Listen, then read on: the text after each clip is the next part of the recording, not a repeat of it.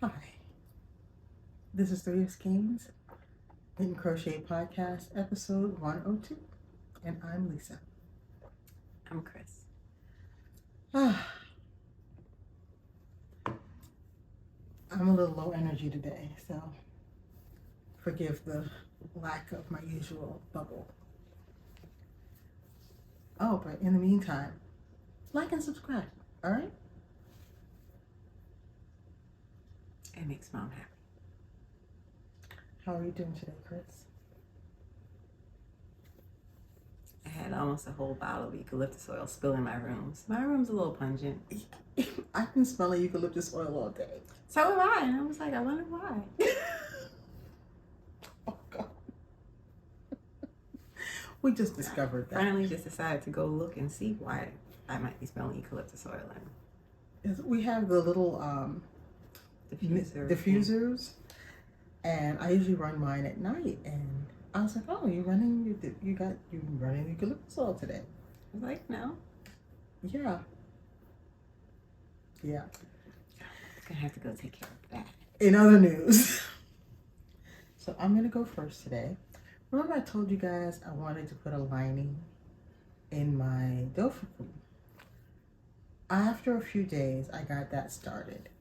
I was kind of down and out because I had taken not one but 2 vaccines just recently, so I didn't do anything for about 3 days. But then I got my wind back, so I started the process of doing the lining. I'm doing basically what's called flat lining, so I'm doing individual lining pieces that I'm attaching to the body of the jacket, and I'm attaching it by quilting. I'm doing hand quilted lines inside the jacket. So this is the back piece. Excuse me. Bless you. It's got a simple coordinating fabric, and I'm quilting it to the inside of the jacket across the back. So I'm actually almost done with the back. I think I have to do this one line right here. So what I do is I take a ruler and I draw a straight line on the piece with some chalk. There you go. Okay. And then I baste over that line just so it's so easy to see. And then I hand quilt a running stitch through the 2 layers of fabric and my knitted fabric. And if you look on the outside, you really can't see anything going on. The thread's not showing through. I was worried about that. And it's already kind of changed the drape of the jacket. So what I anticipate is going to happen is that it's going to sort of pull the fabric in a little bit, and it's going to support this fabric, because I use a worsted weight yarn, so this fabric is a little bit heavy, and it's going to make the jacket hold its shape much better. And I devised a cunning little plan. I'm even going to put a secret pocket in there for my cell phone. So it's going to be a lot of fun, and there'll be a lot of utility built into the jacket. And I did not have to take it all apart for this, but I am going to need to open up the sleeve seam so that I can quilt onto this as a flat situation. So what I'm doing now is I'm going to stop quilting this part of the lining on the back, about 2 inches or so from the seam. Leave the overhang for now. Then I'll be quilting both the front panels, leaving their seams open too. And then I will do a flat fell seam linking the 2 panels with the front overlapping onto the back. And then the entire inside of the jacket will be lined.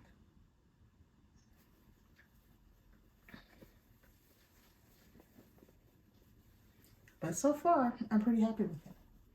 You still look a little polaxed. I don't know. Go ahead, girl.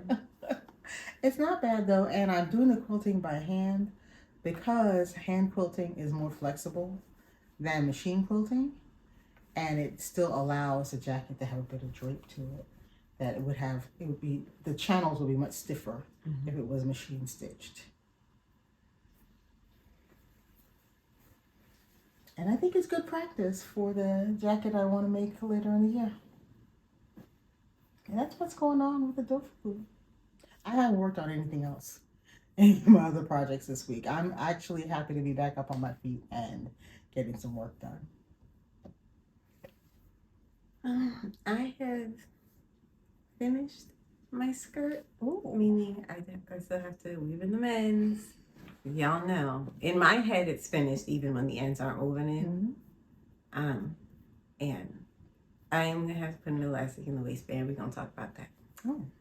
But here is my step hem skirt. Oh wow! Look at that. Ignore the strings. I will deal with those. But let's talk about the skirt for a minute. So remember, I was worried that the skirt would be too small because I said I was very aggressive with the negative ease. I actually used 4 inches of negative ease. Cool. And that seemed like a lot because I didn't know how much my fabric would stretch. Turns out it's a very good thing that I was so aggressive with the negative ease because I tapered a little bit from hip to waist, but I didn't use any ease, negative or positive, at the waist. So I made the waist to my exact waist dimension, and it's a little big. Oh wow! It's a little big because I got all the stretch. I think it's really these the granny square panels. Not only is the Angora lace just you know, a lightweight fingering weight yarn, and it's stretched. Yeah. Yeah. But it's also got a lot of negative space because of the style of granny square I did, and it stretches just fine. So the waist is a little big, not so big that, you know, putting in an elastic waistband is going to be an issue. That'll, you know, take it right in and the skirt should fit, but it actually fits perfectly at the hips, and then it's just straight going down. I didn't taper it all towards the bottom, so it's actually really comfortable. The fabric, we're going to talk about the ukulele in a minute, but it's really comfortable to wear, and I can walk upstairs. If you know anything about pencil skirts, stairs can be tricky, but it's got enough give that I can walk up and down stairs just fine. But for the waist, I wish I had tapered the waist. I wish I'd used negative ease at the waist as well. But for the waist, it fits ideally. Ukulele. I'm gonna tell you, this skirt is so soft. Because I have to tell you, I have never been a fan of ultra wool. I was not a fan. But apparently, ultra wool plus ukulele equals happy. So the skirt feels like butter. It is a delight to wear. I'll put in a picture because I made what I think is a very cute outfit, and I'm thrilled with it. I personally think it's one of the prettiest things I've ever made. I love how the 2 yarns go together. I love the browns and the off-white, a little bit of green in there. That tiny hint of purple. I'm very happy with the extended single crochet stitch that I used. I love that little bit of texture it gives. And seaming it was tedious, but seaming is always tedious. But it wasn't difficult because I use DK yarn and fingering weight yarn, I have more smaller stitches in my fingering weight yarn and then less bigger stitches in the DK weight. And I was worried about, you know, trying to work across those 2 different number of stitches. And all I had to do was occasionally skip some stitches on the fingering weight side And I didn't have like a formula for that. It's just when I thought it looked like I needed to skip a stitch, I skipped a stitch. And it worked out just fine. I think I've got really nice seams. Yeah, the seam looks really good. And this is not even blocked yet. And I'm really glad that I switched to doing mattress stitch, because I used to always do slip stitch seams, and it adds bulk. It really, the slip stitch seams can be quite noticeable. But for a design like this, I really wanted that smoothness, and it looks really, it was very tedious. I did not enjoy it. Believe me, I know she didn't enjoy it. She was giving me a hard time because I was sitting on the floor doing it, but I was actually perfectly comfortable. Okay, there's sitting, and then there's what she was doing. She was like hunched over like this. I wasn't hunched over. I was just sitting. Anyway, there was a method to my madness, all right? But I love it. I love the skirt. I love the yarns that I used. I love how it looks with my cardigan that I paired it with. And the yarn went quite a long way. How many balls did you end up using at Dofuku? I think ultimately 3. You always have to account for extra for your seaming, and so for the front and back panels, I worked across, and so I would have had to use the sides of the stitches to do my seaming. I don't like doing that. So I do a row of single crochet going down in the sides of the stitches, so that when I am seaming, I'm always working in the heads of the crochet stitches. And for me, that makes seaming so much easier, because I always know where to put my needle. Yeah, makes sense. So you always have to account for a little bit of extra yarn usage, even after like the main body of the fabric is done. But it was just under 3 skeins, and I think I used 2 skeins of the Angora lace. But really, I used 1 skein mostly to make most of the squares, and then I think I made 1 or 2 squares with the other skein, and then had to do my seaming. Yeah. So let me ask: has this project changed your mind about motif-based projects? No. It came out beautiful. No, it did. It did. But I did 10 squares, so I didn't have to do that many seams, sewing them together. Because in addition to, I remember I did 4 panels. Right. So basically I had 4 seams to sew the skirt together. But then between each square, I had to seam those together. And no, that was terrible. I don't like doing that. Even though it wasn't a large number of stitches, and that's how I managed to get through it. I don't want to do something that's big with a lot of small motifs. Yeah. For me, it makes the most sense to make my squares or my motifs just as big as possible. So I use fewer of them, because it's the seaming that I absolutely hate. Well, it pays to know yourself. Yeah. But yeah, no, it's changed nothing. Am I happy with the result? Yes. Did I enjoy the process? No.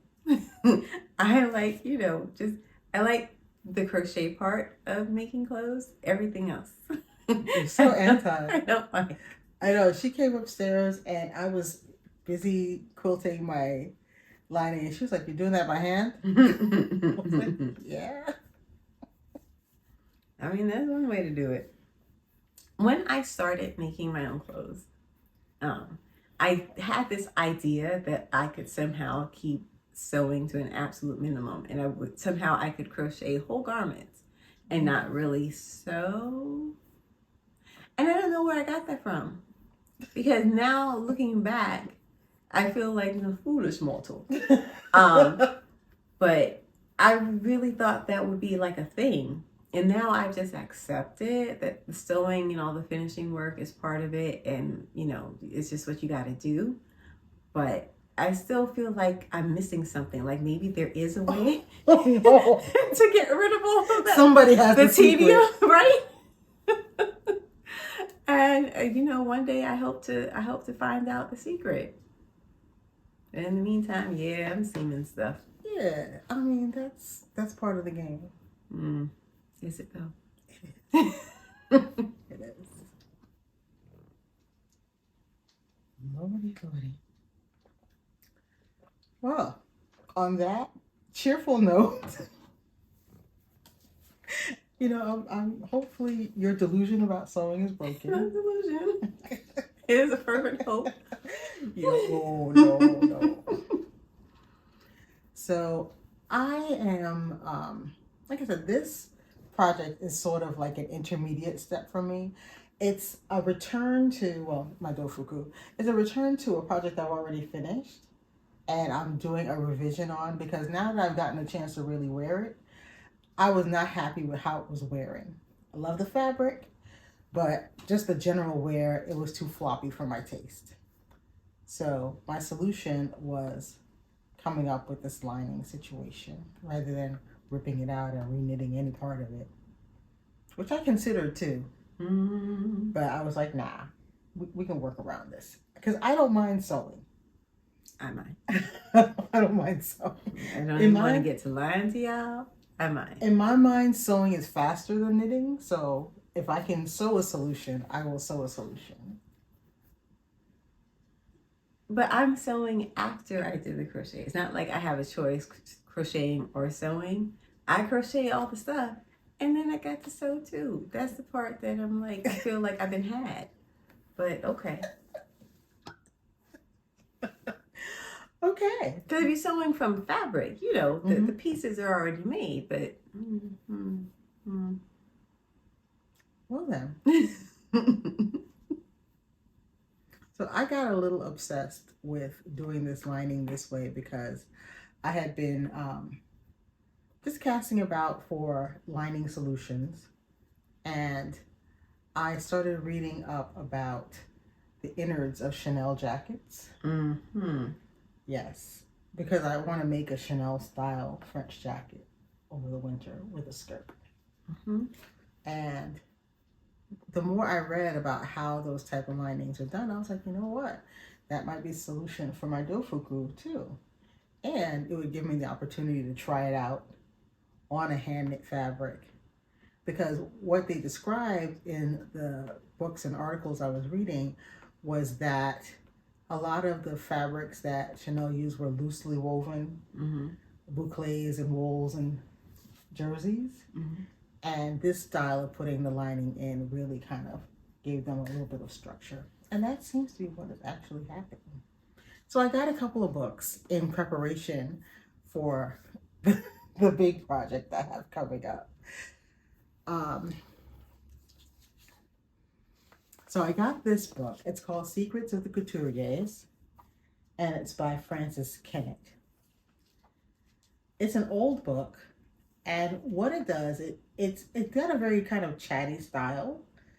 So what it does, it tells you about a set of designers, all 12 of them, and then it also highlights one technique or one style of doing things that they use, and then they break down how to do it. And the section on linings, well, one of the sections on linings was the Chanel section, so I got this book.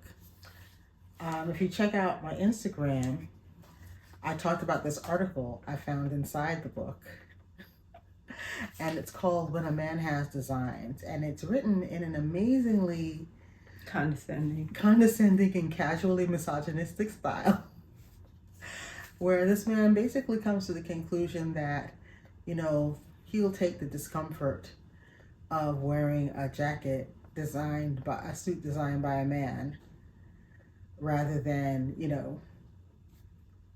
taking the more comfortable approach that women designers seem to have. And I was like, oh, that's an odd choice, but okay.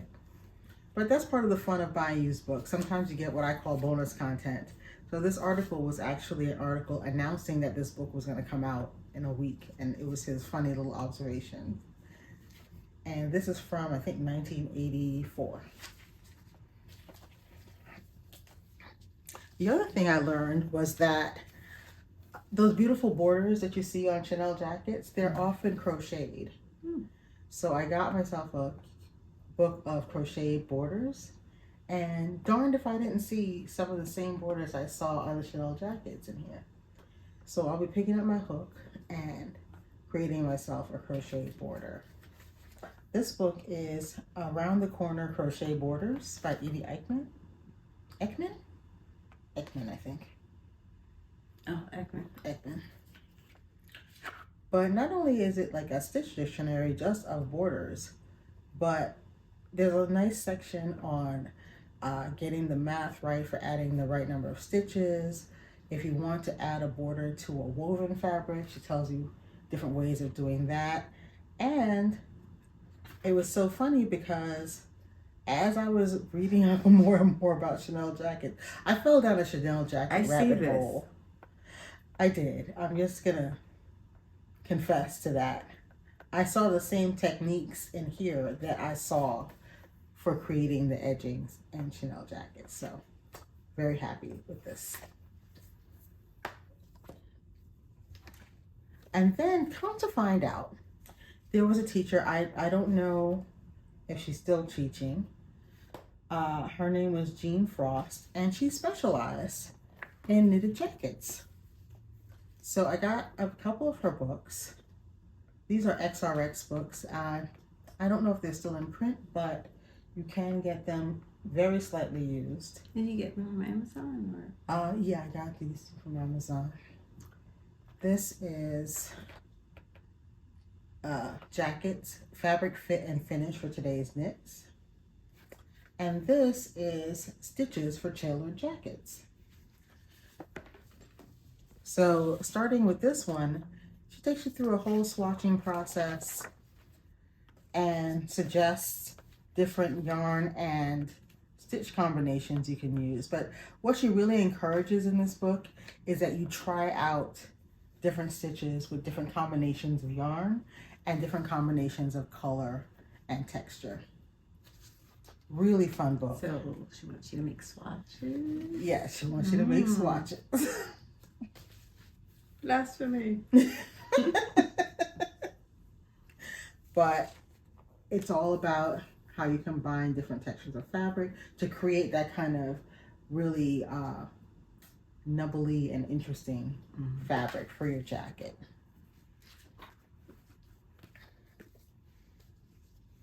And here, this is a whole bunch of different jacket patterns that she's created. Just a whole book of knitted jackets. Yeah. Must be nice. Yeah. And this is actually a Chanel style one.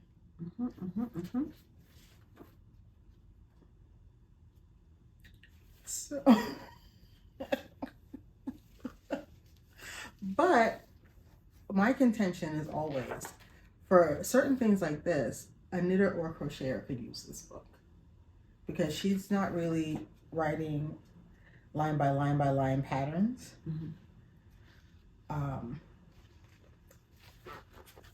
The schematics are all there. The ideas are there. And then she has a little section about different techniques and different kind of stitch patterns you might consider to create that kind of nubbly tweedy look. Now that section might not work for you as a crocheter, but if you pulled up your own crochet stitch dictionary, you could really do it because the ideas are here. Like I have a book that has a pattern for a very light kind of tailored shape jacket, but it's like that one pattern in that one book. You have to kind of like look all over the place to find what you have like all right there. Yeah, but book. I didn't know about this book until recently because I fell down an internet rabbit hole. Right, but it was there for you when you went looking. It was. I confess it. But I try to think about this sort of resource in terms of, could a crocheter use this also? And I say yes. Okay. Because it's about creating the shape of the jacket. But like I said, this one is jackets, fabric fit and finish for today's knits. Don't be put off by the old-timey styling and hair.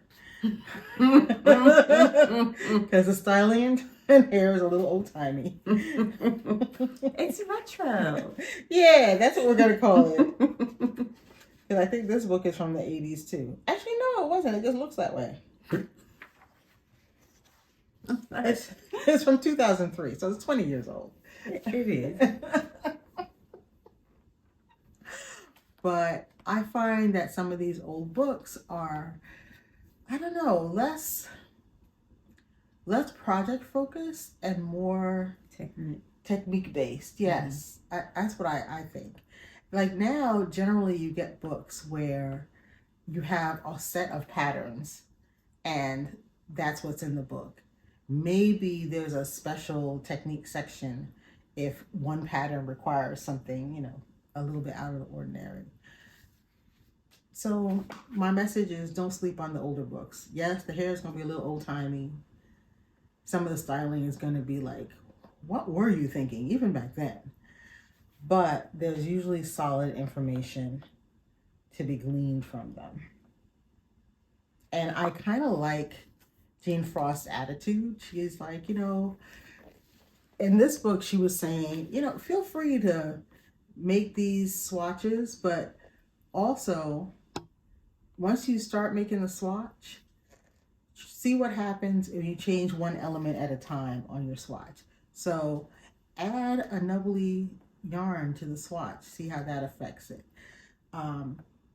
Change your needle size or your hook size and see how that affects it, because she's all about finding the fabric you like and want to work rather than trying to match a gauge. And that fits right in with where I'm coming from in my making. So, but even if you are using patterns and not designing your own garments, that will benefit you. Yeah. Because a lot of the time you will find a pattern and say, oh, but I don't like this stitch pattern, or I don't know how to make this in my size. And having that knowledge base will help you. So, just something to think about.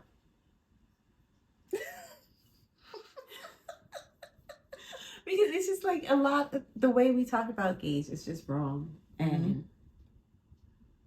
people don't realize it because it's so commonplace to just say in the pattern, it always says all caps, take time to check your gauge. Yep. But you're directing the person to do the wrong thing.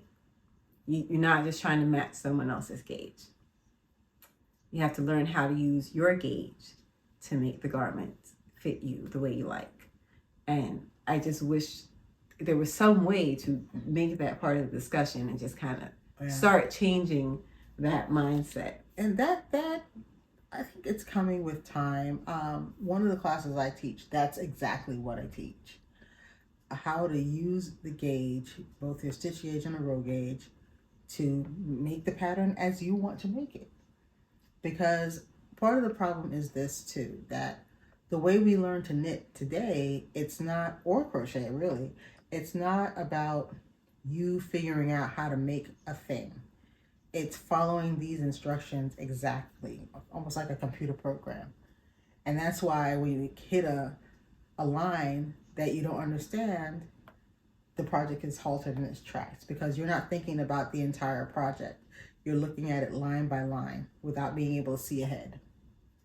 And I have books with patterns in them that I really like. And, I bought those books because I was excited about certain patterns. Mm-hmm. But the thought of going back to following a line by line pattern, I can't deal with it right now. It just feels slow.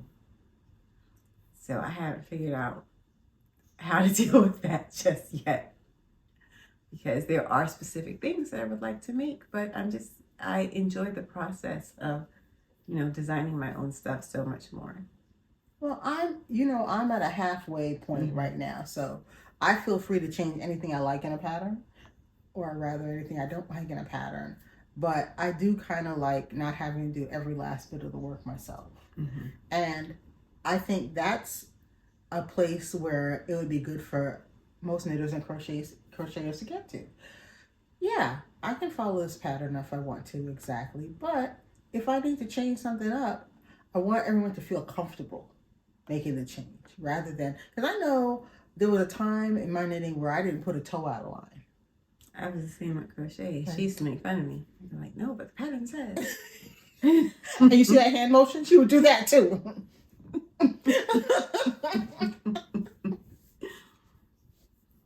But yeah, so that's where I'm trying to get to. And the skirt and jacket that I want to make, I'm going to be pretty much doing it on my own.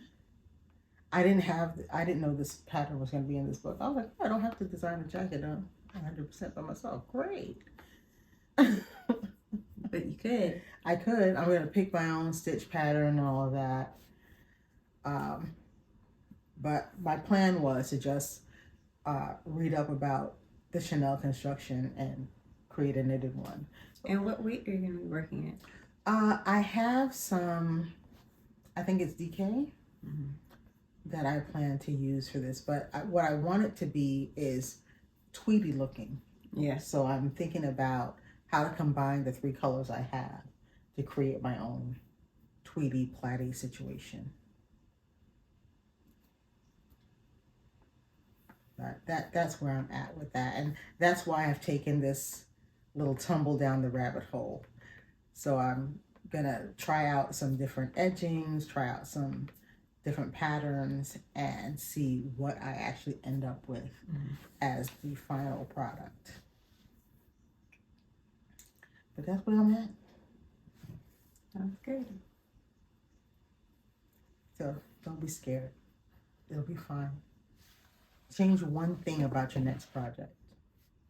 It doesn't have to be a big thing, but once you do that, the world's an oyster.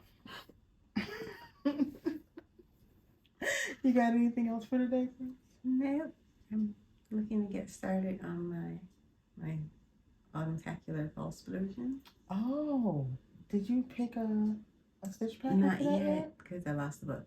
But I'll find it and then I'll pick a stitch pattern. Yeah. Okay, love that. See you next time. See you next time. Stay stitching.